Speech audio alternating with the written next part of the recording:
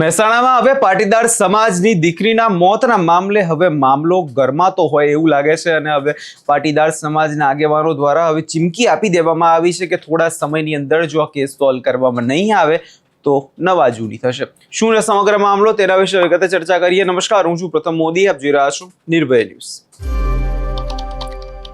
મહેસાણામાંથી થોડા સમય પહેલા એક બનાવ સામે આવ્યો જેમાં 10 દિવસ પહેલા એક તળાવમાંથી એક પાટીદાર સમાજની યુવતીનો મૃતદેહ મળી આવે છે અને મૃતદેહ મળ્યા બાદ પરિવારજનોનો આક્ષેપ એવો હોય છે કે આ આત્મહત્યા નથી પરંતુ આ હત્યા છે, કેમ કે પોલીસને ઘણી બધી વાર કહેવામાં આવ્યું તે છતાં ફરિયાદ છે સરખી રીતે નોંધવામાં નથી આવી અને ના કોઈ નક્કર કાર્યવાહી કરવામાં આવે છે અને આના જ પછી પાટીદાર સમાજના આગેવાનો બધા મેદાને આવે છે। ગઈકાલે આપણે જોયું કે વરુણ પટેલ મેદાને આવ્યા હતા અને હવે આ જ મામલે લાલજી પટેલનું એક નિવેદન જે સામે આવ્યું છે અને તેમણે ચીમકી ઉચ્ચારી દીધી છે કે જો 24 કે 48 કલાકની અંદર પાટીદાર સમાજની દીકરીને ન્યાય આપવામાં નહીં આવે તો ગુજરાતનો પાટીદાર સમાજ હવે રસ્તા પર ઉતરશે જેવી ચીમકી આપી દેવામાં આવી છે।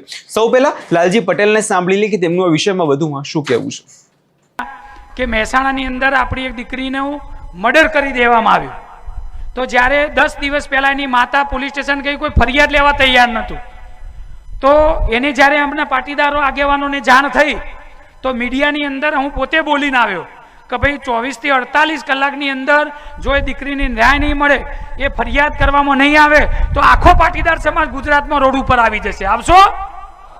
કારણ કે દીકરીનું મર્ડર કરી દેવામાં, જલાવી દેવામાં આવી અને તળાવમાં ફેંકી દેવામાં આવી છે। તો આપણી આ દીકરીને પણ હું શ્રદ્ધાંજલિ પાઠવું છું। સાથે સાથે આપણા વિક્રમભાઈ ને આપણા ગામના જે બહુ બાહોશ હતા એ પણ હમણાં મૃત્યુ પામ્યા, એમને પણ હું શ્રદ્ધાંજલિ આપું છું। સાથે સાથે અહીંયા જે ખેડૂતોનો પ્રશ્ન છે કે જે તમાકુનો પ્રશ્ન છે, જે વખતે તમાકુનો પ્રશ્ન હતો ને એ વખતે એસપીજીએ સૌ પ્રથમ લેટર આપ્યો તો તમને બધાને સમર્થન કરવા માટે, કોઈને યાદ હોય તો એમાં પણ અમે સમર્થન કરીએ છીએ અને ખેડૂતોને કોઈ પણ પ્રશ્ન હોય ત્યારે અમને યાદ કરજો, અમે ખેડૂતોને પણ સમર્થન આપીશું। અને ખાસ તો મારે આ ધરાના આ ગામના જે વડીલો છે જેમને રાત દિવસ મહેનત કરી, આ તમે રેલીમાં જોજો, લાઈવ છો, જેને રેલીમાં ના જોડાવો ને રેલો જોજો।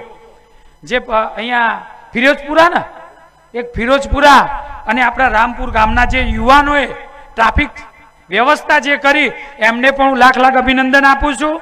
સાથે સાથે આપણા રામપુરના મોટી ઉંમરના દવાભાઈ, નારણભાઈ, અશ્વિનભાઈ, કૈલાસભાઈ, રાહુલભાઈ અને આખી ટીમ, એમને બધાને હું લાખ અભિનંદન આપું છું કે આટલા ટૂંકા ગાળાની અંદર આટલી સરસ મજાની ભોજનની વ્યવસ્થા, બેઠક વ્યવસ્થા, મહેમાનોનું સ્વાગત અને જેમ રિંકેશભાઈએ કર્યું કે અમારે હારાએ સ્વાગત નહીં કર્યું એવું બધાએ સ્વાગત કર્યું, એ બદલ તમારા બધાનો ખૂબ ખૂબ આભાર। ખરેખર જે ગામમાં જઈએ એ ગામમાં એટલો બધો પ્રેમ મળે છે। હવે તમે વિચારો કે મુખ્યમંત્રીને પ્રેમ વધારે મળતો છે કે મને વધારે પ્રેમ મળતો છે? કહેજો ભાઈઓ। હા ને? તો મારા ચોકન ધારાસભ્ય બનવાની જરૂર છે। એટલે મને આ 30 વર્ષ પહેલો ખબર પડી હતી કે ભાઈ ધારાસભ્ય મંત્રી નહીં બનવાનું, આપણે સમાજનું કામ કરવાનું, આખો સમાજ સમર્પિત થઈ જાય।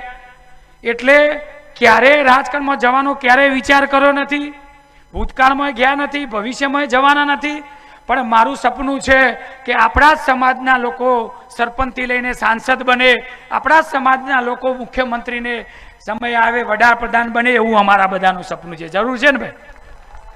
તો આપ સર્વેને વિનંતી છે કે જો પણ અમે બોલાવીએ એટલે આટલો ને આટલો અમને પ્રેમ કરતા રહેજો, કરશો ને?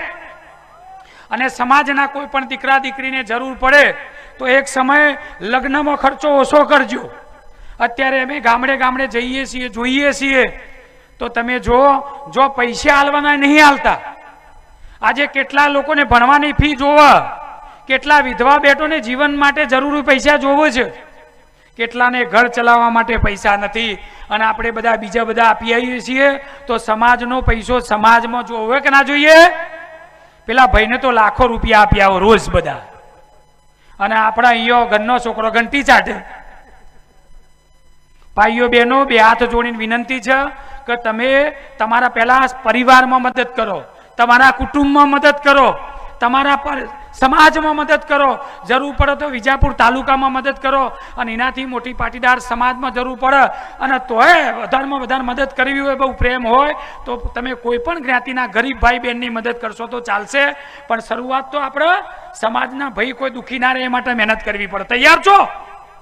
હવે તમે અહીંયા લાલજી પટેલને સાંભળ્યા, અને જો ઘટનાની વિગત એકવાર ચર્ચા કરવામાં આવે તો જે બુટાપાલટી ગામ નજીક તળાવમાંથી 10 દિવસ પહેલા એક યુવતીનો શંકાસ્પદ હાલતમાં મૃતદેહ મળી આવ્યો, અને એના પછી જોવા જઈએ તો હડકંપ મચી ગયો હતો. જે જાણે મામલો સ્થાનિક પોલીસે ઘટના સ્થળે પહોંચી ગઈ અને મૃતદેહને કેનાલમાંથી બહાર કાઢીને પોસ્ટમોર્ટમ અર્થે 108 મારફતે નજીકની સરકારી હોસ્પિટલમાં પણ મોકલવામાં આવ્યો હતો, અને જે બાદ તપાસનો ધમધમાટ શરૂ થઈ ગયો. અને બીજી તરફ જે માતા છે તે પોલીસ સ્ટેશન પહોંચી અને દીકરી સંગીતાબેન ગુમ થઈ ગઈ છે, જેથી બંને કેસો કડિયું મળવી શંકા વ્યક્ત કરી. બુટાપાલટી ગામે તળાવમાંથી મળેલી લાશ સંગીતાબેનની હોઈ શકે છે, જે ખરાઈ કરવા માટે પોલીસે વિધવા મહિલા સવિતાબેનનું મૃતદેહની ઓળખ કરાવવા બોલાવી. જ્યારે મૃતદેહના હાથ પર ટેટુ મળી આવતા તેની ઓળખ સંગીતાબેન પટેલ તરીકે જે થઈ હતી. અને આના જ પછી હવે માતા દ્વારા આક્ષેપો એવા કરવામાં આવી રહ્યા છે કે આ હત્યા કરી નાખવામાં આવી છે, જે દિશામાં પોલીસ અત્યારે તપાસ કરી નથી રહી, એવા આક્ષેપો પણ હવે લગાવવામાં આવ્યા છે. હવે જે રીતે હવે ચીમકી આપી દીધી છે કે પાટીદાર સમાજના આગેવાનોએ કે જો 24 કે 48 કલાકની અંદર આ મામલે કોઈ નક્કર પગલાં ભરવામાં નહીં આવે તો ગુજરાતમાં પાટીદાર સમાજ હવે રસ્તા પર ઉતરશે. હવે જોવાનું એ રહેશે કે ખરેખરમાં મામલામાં વધુમાં થાય છે શું. આ વિષયમાં તમારો શું અભિપ્રાય છે અમને કમેન્ટ કરી ચોક્કસથી જણાવજો. અમારી ચેનલ નિર્ભય ન્યૂઝને લાઇક, શેર અને સબસ્ક્રાઇબ કરવાનું ભૂલશો નહીં.